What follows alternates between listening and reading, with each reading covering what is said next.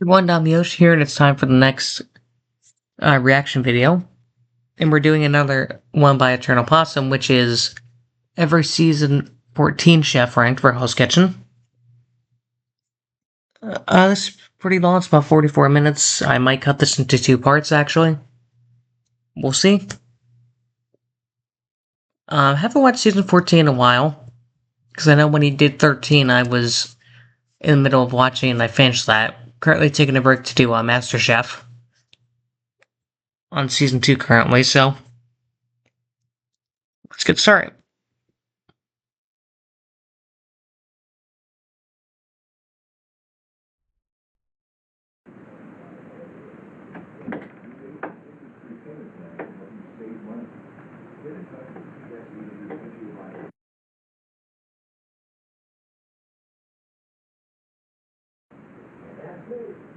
Oh my god, he's gonna dox himself again. 14. I'm not gonna lie, guys.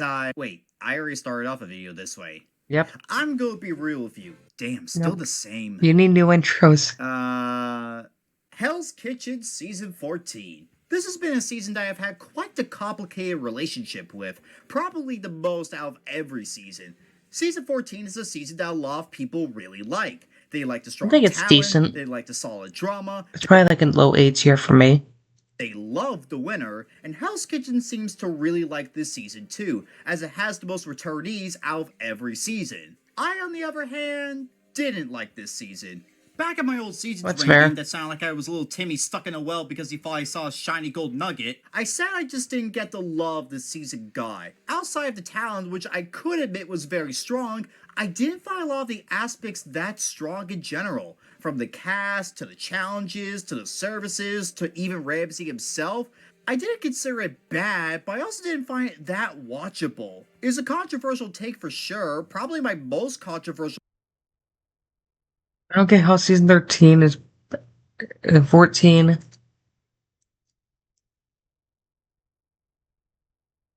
take up to that point, but it was ultimately how I felt. I just felt the season was mediocre and kinda overhyped. That's fair. And therein lies the problem. Not of the season, but with myself. Yeah, I'm ranking myself now. What plot twist? Here's my transition number. Number 68. Fitting. Anyway, it's time for a bit of backstory. I started watching Hell's Kitchen around the time COVID had broke out, and we were all stuck in our houses while the Darwins were giving out awards like Halloween came early. In the midst of feeling bored and having just binged the entirety of Breaking Bad and The Walking Dead before I went on hiatus with my mom, I decided to take a look at some Gordon Ramsay clips. After falling in love with the man who demanded the sauce of the lamb, I said to my mom, "Hey, let's watch Hell's Kitchen," and she said, "Okay." And from there, we had a new show to binge, and we've been watching it together ever since. In the Nice. downtime between watching each season, I went onto the Hell's Kitchen subreddit and discovered there were plenty of questions asking which season was the best season, and most of the answers to that question was season 14. That's fair. I mean, like, I think in terms of seasons, no particular order, I'd say, because I split them into seconds to 8, so like top 8, middle 8, bottom 8. I think my top 8 is like 6, 12, 5, 22, 19, 14. Actually, 20 before 14. I actually really like 20, even though some people don't. I don't know what my other S tier was. I'll have to, let me actually check what it is. 'Cause I have it listed somewhere. Actually, I made a tier list tonight. Let me see. There we go. Where is it? There we go. Yeah, here it is. I actually rewatched and I had surprisingly like season 4. Yeah, and then this was my list. Basically, these are my top 8.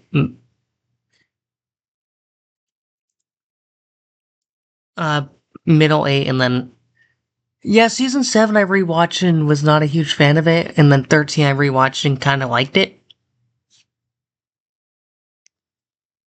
Which meant not only was I heavily spoiled because I'm a moron who went on Reddit, but I also had a season to look forward to, especially since a lot of people were hyping it up. Unfortunately, that also came with the side effect of me getting very unreasonable expectations for this season. I was expecting straight up brawls to break out, a No. few teeth to fly out, a bit of making out, maybe even a few wacky characters in the style of Raj. I was expecting You're not gonna get Raj, I'm sorry. pretty much a train wreck, but the good kind. Instead, what I got was a season that did not reach the expectations I had created in my stupid ass mind, and as such, I kinda wrote the season off as just being not that special.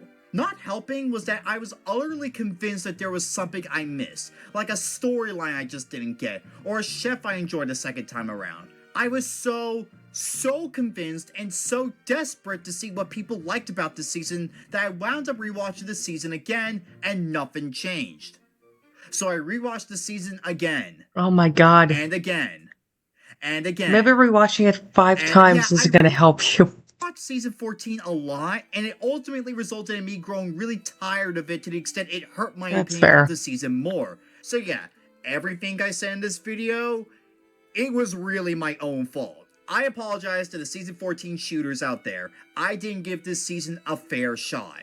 For me still wanting to give season 14 a chance, however, that meant that season 14 was actually the season I was looking forward to the most in this series. With my mindset now being just have fun with the season, that meant I could take it a bit less seriously and not hype it up as much. And did my opinion change? Do I No. think this season is good? No. Do I think this season is one of the best of all time? No. Not really. Yeah, I'm sorry guys. I really tried, but I don't think this season is ever gonna be one I like. I gave it a good shot. That's I fair. went to it with a new mindset, but I don't think this season is that great. Don't misconstrue this as me actually disliking the season, however, because I can admit I enjoy it more than a few other seasons like season 13 and maybe season 10. I don't know, I have to Well, season 10 shits, in my opinion, so. think about that more.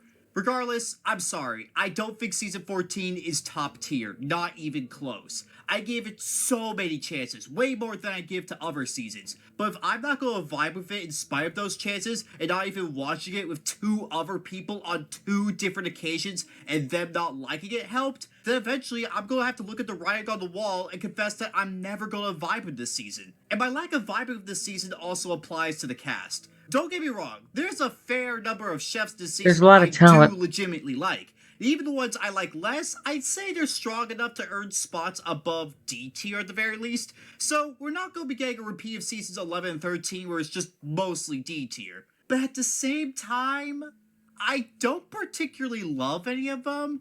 And compared to seasons I like less, like 13 and especially 11, which at least had some chefs I do genuinely love, that kind of cements this cast as a cast I think is a bit overrated.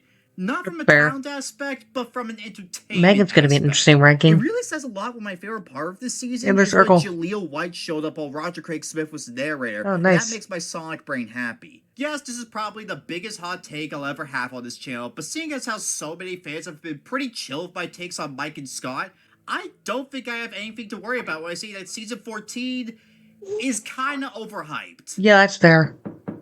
Oh, I got some mail. Ooh, a pipe bomb. Anyways, rules as usual. First is that some chefs are going to have segments that don't go on for a particularly long time. It's mainly because... Okay, I can't do that anymore. Yeah, First Jesus is Christ. some chefs are going to have segments that don't go on for a particularly long time, and it's mainly because I've either talked about them before, I don't know or how I much don't to say have much about to them. say about them. I'll Yeah. do my best to go into depth on them, but some of them I won't have very complex feelings on them, so don't be shocked if I don't talk about them for very long. Second, any jokes I make at the expense of chefs are really just that. I seriously do not have a real life issue with them, and it's why I'm not going for personal insults. Third, I'm not going to be incorporating anything they did out of the show. I'm only ranking stuff they did on the show and nothing else. Yeah, the creep. Unless some really bad stuff happened, I'm only keeping it relegated to their time on the show. On that note, fourth is a new rule, is that I cannot Okay. count anything that happened off screen, no matter if it You know what? Yeah, benefits that's the fair. chef or not. Simply because how the hell do I talk about something that has practically zero footage of occurring? Unless it's like the deleted scenes on the old channel, but yeah. If the editors find it unimportant enough to leave on the cut room floor, then I don't think it's important enough for me to talk about. Finally, this is all my opinion. This isn't one of those objective ranking videos where I break up stuff like talent or records or anything like that. This is all just me saying I like this chef more than this other chef. Of course, that means there's probably some chef you'll disagree with me on placement, and trust me, there's gonna be a lot of them. And that's totally fine. You're allowed to have your opinions. With all that squared away, let's rank the chefs of Hell's Kitchen start with this. season 14 Let's see. and hope I don't get another pipe bomb. Me and my big fucking mouth. Mika, where is this? Mika, how long is this? Mika. Yeah, she's memorable for being eliminated by not being nominated because the red team tried to trick Ramsey into not eliminating her. You know, for as much as I think the cast is on the overrated side, I'll concede and admit that on top of this cast being talented, it is a memorable one, with very few forgettable chefs. Nearly everyone here has something to talk about, and even the chefs who I have less to say about, they have at least one moment that is interesting enough to talk about. Unfortunately, that means the chef that has really nothing to talk about is also the one who is by default going to be at the bottom of the list. And that dishonor unfortunately falls to Mika. To me, Mika is the most forgettable chef of the season, with very little to know about her. There's nothing awful about her, but everything in her favor is not really caused by her. And that everything is only her elimination. Her not going up initially is because the red team like her and hate Monique. Her eventually getting called down and eliminated is Everyone hates Monique. by Ramsey faking out Monique and Monique saying fuck you to the red team. Mika's just very nothing. That's all I have to say. I appear to have burst into flames. No. Brendan's admittedly someone that Oh, I this don't guy. have a lot to say about because they don't have much to discuss for the most part. For the longest time, all the notes I had on them is that they look like Scott the Woz, and as such, He does. I was ready to put them in the bomb spot, simply because they last a while and don't have much to offer. That is until their final episode, where Millie just That you straight can't up burn. loses it on them for no reason. This is such a weird argument. Millie says that Brendan talked themselves up, that they make more money, they have an ego, but really outside of their elimination comment, I can't really say I agree. Honestly, all of Millie's arguments against Brendan are stuff that I think we're supposed to agree with, but I honestly don't think Brendan has really shown any of those traits up to that point. He's just I'm trying to actually play the agree race with card. Brendan here when he says that Probably. Millie's projecting onto them, if only because they gotta be a character first before you get angry at them. Spoiler alert, they still aren't, and are mostly boring. End scene. What? Word? Thank you, fucking baby Jesus. Oh, Monique. My heart was beating so fast. Fuck you guys, I'm still mad at you for putting me up there too. Hey, you guys remember Jason Underwood? Remember how horrifically sexist he is? Remember how his very first confessional saw him say he had to beat off women with a stick if he Oh won? god, don't It's remind me pretty of him. impressive to become the most dislikable person in the season in your first confessional. Then Monique said, "Hold my beer," and decided to make a remark about Allison's accent being Rasta so she could speedrun being the worst personality of the season Wow. via frame 1 racism. Seriously, you thought Jason automatically made a bad impression? Monique said this 20 seconds into the first episode. Jesus they weren't even Christ. off the fucking bus. Literally not even a minute in, and she's already dug herself a hole and wondered where the sun went. Now, in all fairness, maybe the comment was made out of insensitivity. Rasta, or Rastafarian, is actually a religion, not a language. So, maybe she was being, and she just dissed Allison's cool-ass eyeliner. That's it, you're going in the brig. Now, I know what you're thinking. That's pretty bad. So, why isn't she at the bottom? She frickin' sucks she lasted 5 episodes and sucked in all of them. Trust me, I heavily considered it. But outside of that one awful comment, I found her shitty attitude really funny. From her signature dish being mostly pre-made and her mouthing off, to her telling off the red team for pulling her up for elimination, to telling the red team off again only to get her own fake-out elimination, god damn it, she's funny. And she lucked out so hard by being so pathetic that she makes her comment almost not matter. Seriously, that comment is really bad, and it's the main reason why she's this low. Her bratty attitude is hilarious because of how much she keeps digging herself a hole as a result of it, and the number of times it gets her in trouble is absurdly funny, but at the same time, I can't realistically put her high due to the combination of those comments and her being an early boot. Anyways, to balance it out, here's Spadley's live reaction to Monique's grilled cheese being eaten with Oh cutlery. god. I never liked it when he said the Battle of Blank. It made it sound like there's a food fight happening. Yeah. Yeah, are you eating a grilled cheese? with a fucking fork and knife, Corbin? Yes, he is. Gordon, Gordon, you're eating a sandwich with a fork and knife, you shitheel. Gordon, Nick, describe. do you go to a Subway and order a footlong and you Spyro. start eating that bitch with chopsticks? Gordon! Well, for several Just because minutes, someone's louder than me doesn't mean that their dish is always going to be better. Sarah, Christine. I don't really have a lot to say about Christine. Like, at all. She exists. Everyone I've talked about so far, even chefs I like less than Christine, they at least have something to discuss. Mika has that fake out elimination she's not even a part of. Brendan has Millie say they can't burn. Monique has practically everything I just talked about. Christine, on the other hand, is best known for burning salmon in one service and looking like Megan, to the extent I legit forgot she existed half the time. Seriously, the only note I have on her is literally this. I'll admit I did kinda Let's say like go Taj. back. Seriously, the only note I have on her is literally Burns a lot of salmon. She looks like Megan. Who do the young people pick as their leader and be young this. boy? I'll admit I did kinda like her a bit as the season progressed, but it was really only her final 2 episodes, so it's ultimately for 9. Forgettable, chef. You're intimidating. I lost it. Yeah, how did she make it to the frickin' final 9? Is my question. Oh, Cameron.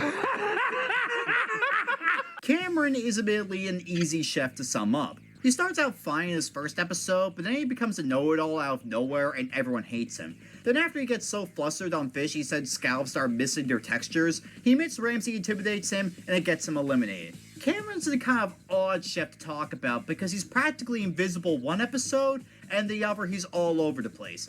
Have you guys heard of the trope A Death in the Limelight, where a very specific character gets focused on because they're about to die?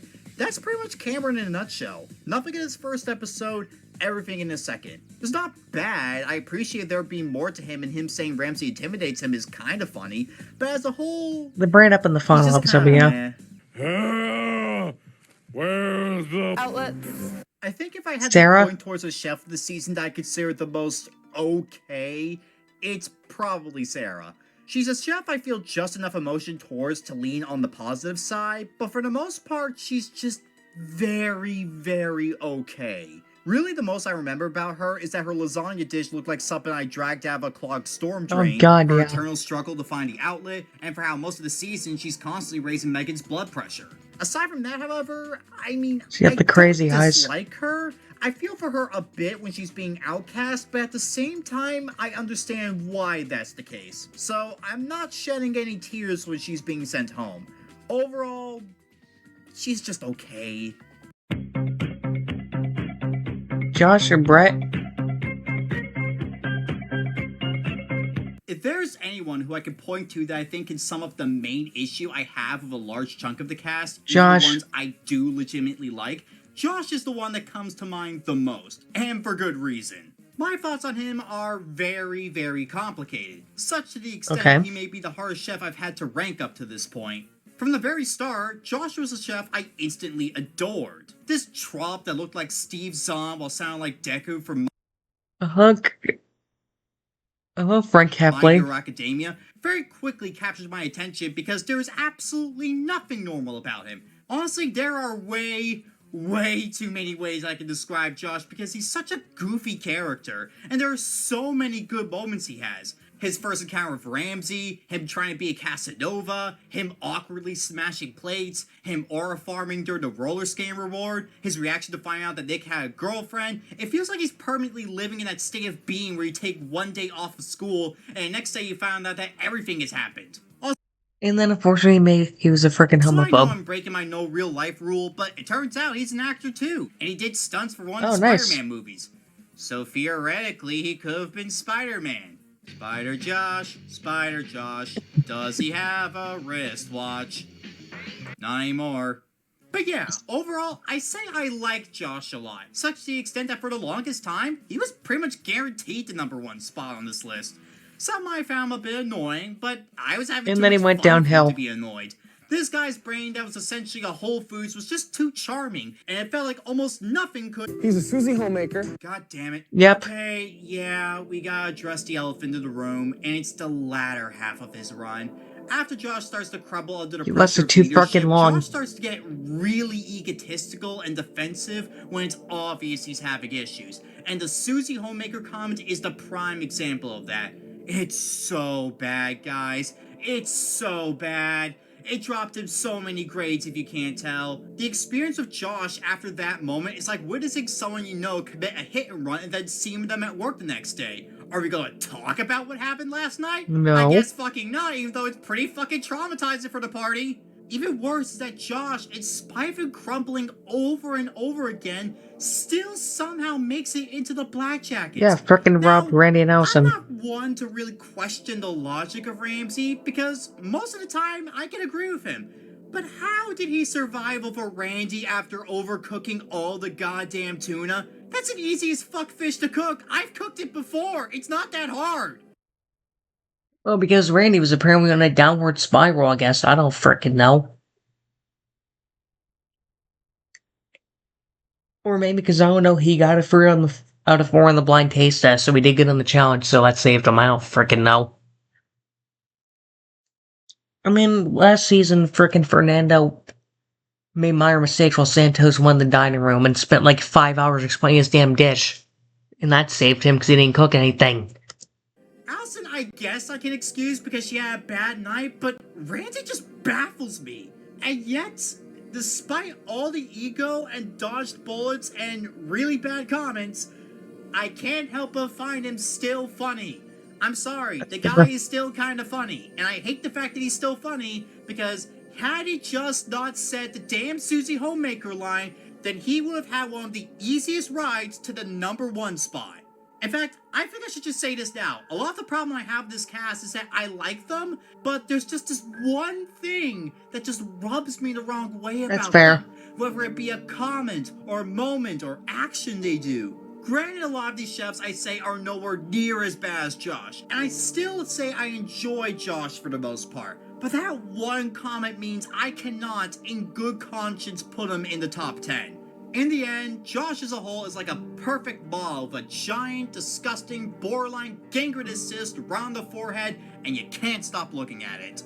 See, it's for Cookie aisle. that's good enough for Oh, me. Chrissy. You know you're about to be in the shortlist for iconic Hell's Kitchen early boots when your first confessional is about breaking your neck. Chris is a contender for a number of fans for the worst first boot in the show's history. No. And to sum up, it's because her entire time is an epic fail. Her signature dish fails to impress for starters, mainly because she was inspired by the cookie aisle of all things. Then she's lost during dinner service, but not before she has to use the bathroom. To top it all off, she breaks something when she should have been talking with the team, gets roasted during elimination, and gets sent home, but not before forgetting to give Ramsey her jacket.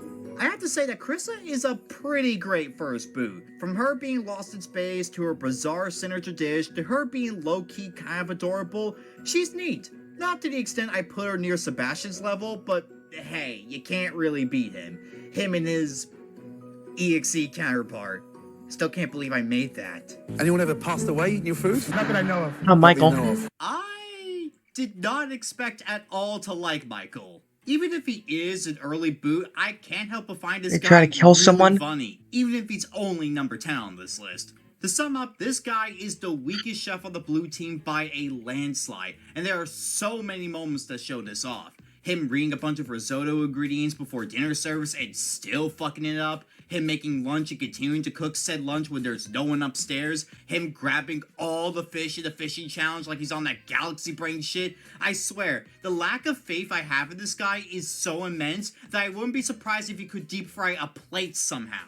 Perhaps the cherry on top of how hilariously incompetent he is seen in his final service, where he makes one of the biggest mistakes in the show's history by putting a smoking hot pan on top of cold ones, putting Josh and Brett at risk of being burnt badly enough to leave. And why does he do this? So no one would get hurt. You know what? Wow. Smart idea, Michael. And while you're at it, could you tell me where you put my knife? Oh, it's in Gordon's forehead. I put it there so no one could accidentally stab themselves. Naturally just gets him eliminated, but it doesn't detract from him at all, in my opinion. Ditzy, incompetent, and lacking common sense to the extreme, Michael is easily one of my favorite early boots. Although, unfortunately, he cannot be any higher because he's an early boot, and he's not Raj. Okay, this is the final one we're gonna watch for this part. Why? This is gonna be interesting. Oh, Megan? I have to do all this baby stuff myself? I tried, guys. I need you Yeah. to know that I really, You know what? really did That's fair. Megan's overrated as hell. I agree, because 90% of the time it's her just freaking bitching. try. I gave her so many chances, more than I give it to anyone else in this entire series. But I'm sorry, I still don't like Megan very much. That's fair. I don't dislike her because I can acknowledge some pros she has, but I have a lot to say about her. She's overrated. So let's start out with the pros. She is very dominant in service, to the extent I can agree that she is the most talented chef to ever enter the competition. I mean, when the first service alone shows her on 3 stations at once, that's a pretty clear indicator of her talent. She also does have some pretty funny moments, like her admitting she's scared of fish, her running away from the snake dropping from the ceiling, and her channeling her inner SpongeBob and falling in love with her steak dish. She also does have some pretty sweet moments, like her trying to give Monique a chance to rebound with the red team, singing Michelle's praises on occasion, and even giving a bit of a pep talk to Josh. Which, side note, why do I actually really like this duo? Honestly, if Josh didn't say that Susie Homemaker quote, I would have demanded a spin-off of these two where Megan's trying to prevent Josh from summoning the devil in the middle of service. I also really like her last 2 episodes, mainly because she's pretty funny on the reward, even if there are too many foot shots for my liking, and her winning the season is a nice cherry on top of the run. I mean, perhaps it was a the good biggest pro to winner. her is that she has one of the best winner storylines in the series, being forced to do 9 punishments in a row because the team she's on just so happens to underperform when she doesn't. Yep. It's a storyline that immediately brings to mind John John. from season 11, a chef that is one of my favorites. And the fact she actually wins in the end feels like justice for John, even if I do agree he was eliminated fairly. Now, everything I mentioned should be enough, right? The dominance, the funny moments, the small He's annoying as interactions, fuck the winner sometimes. storyline. That should be enough for me to say I enjoy her and that I get why people love her so much, right? No. Well, no, because she kind of has the same problem that Santos has, in that they're a chef that on paper I should adore, but for one reason or another, I just don't like them that much. However, unlike Santos, where the reason I didn't like him is mostly because he went through a large chunk of the competition where he was boring, Megan's reason is much, much more in your face. The biggest issue I have with Megan is that her attitude results in my opinion of her being very back and forth. One second she does something that I like and find respectable, and the next she does or says something that just rubs me the wrong way. And I'm just gonna be honest, I feel like there's more than a number of occasions where Megan is just straight up unlikable. Yeah, I know. Like, the blue team wins the signature dish challenge. And then they lose 4 challenges in a row. And then following the blue team wins, Megan throws a freaking hissy fit because she has to do 1 damn punishment. Like, for God's sake, the blue team did like 4 in a row. Like, calm down. Like, the 9 or something I get, but like, not freaking the first one. Yes, I'm aware she acknowledges she can be rude, but still. And it's strange because historically, I've ranked chefs who I argue are even ruder and more prone to unlikable behavior pretty high. Hell, I've even praised them for it. Not only that, but there's times where I've pointed out some unlikable moments from chefs that I do genuinely love. Yeah, Dave. So, what's the difference? The difference is that as rude as these chefs can be, I can at least find some humor in them. With Megan, on the other hand, I don't find her rude behavior funny. I just find it obnoxious. And I go as far as to say it makes it really hard to root for her. Like, don't get me wrong, sometimes she has a good point when she's calling out the idiocy on some people. And while I do think the threatening to quit was a bit much, I say her going on to justifying it as her being frustrated over the service losses is fair. But then there's times her attitude gets really grating, especially when it comes to how she treats Michelle. I mentioned earlier that she does sing Michelle's praises on occasion, and she does respect her by the end, which I'll admit is sweet, but then there's these moments that just irk me. Oh Such yeah, as her this calling her episode. little one and forcing her off meat when Michelle hadn't done anything wrong. Or her saying Michelle should go up because she doesn't want to vote for Millie. Like, I'm sorry, I know she's dominant and a great winner. I'm not denying that. But I can't root for her when she's so constantly back and forth. Trying to root for her for me is like getting your legs slammed by an object that gets progressively larger. You can ignore it at first, maybe play it off as a joke, but once the sledgehammers start coming out, it's impossible to ignore. Overall, I think the best way to describe Megan is that she's someone that I imagine you like if you value the cooking aspect of the show above all else. Yeah. Which is what clearly many fans She's talented, do, but and her I can't attitude blame them sucks. for it. Taking in merely the cooking aspect, she's S tier. But once you take in the personality aspect, it drags her down into a very, very mixed bag. I watch it all day, every day. Okay, so I'll see you guys for part 2 where we watch the second half of this video. Later, y'all.